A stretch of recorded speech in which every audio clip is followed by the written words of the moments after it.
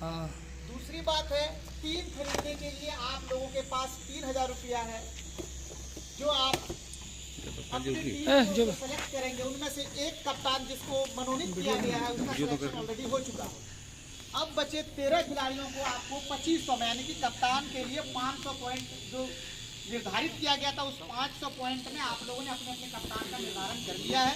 अब 2500 पॉइंट में आपको शेष 13 खिलाड़ियों को खरीदना है, जिसमें से मिनिमम जो बेस प्राइस है वो 50 रुपया है, मैक्सिमम आप अपने बजट के हिसाब से खरीदेंगे।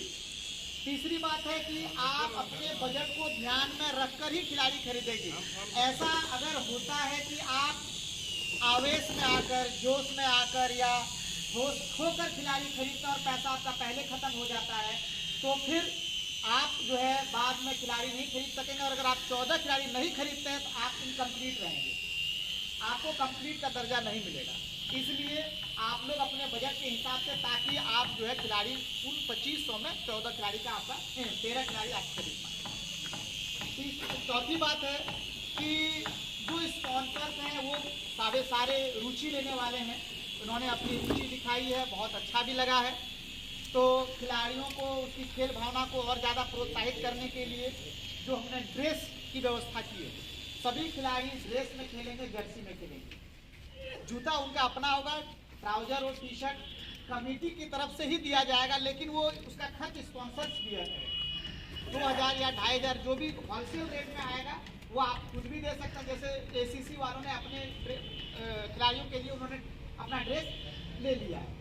अगर कोई स्पॉन्सर्स ऐसे हैं जो अपने खिलाड़ियों के लिए ड्रेस की व्यवस्था कर लेंगे, वो उनसे हम पैसा नहीं लेंगे। जो नहीं करते उनके हम पैसा लेकर होलसेल रेट में खरीद कर प्रिंट भी कराना है। पीछे लोगो रहेगा स्पॉन्सर्स का, खिलाड़ी का नाम रहेगा और एक में कोई नंबर होगा जो खिलाड़ी का पसंदीदा नंबर होगा।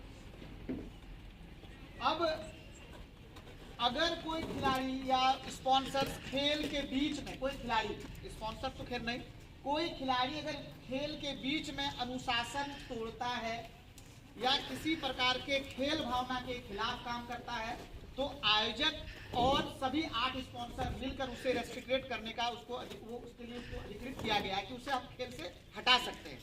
इसके लिए 10 खिलाड़ी रिजर्व है, उसको रिजर्व खिलाड़ियों से उसके टीम में उसका चयन किया जाएगा। अब हम लोग आज के नीलामी की प्रक्रिया को शुरू करेंगे। एक बॉक्स यहाँ रखा हुआ है जिसमें से 8 कप्तान को बात करके बाकी सभी का जो है पेपर्स डाल दिए हैं। एक एक करके हम उठाएंगे उसको और अपने हिसाब से आप उस पर गोली लगाएंगे।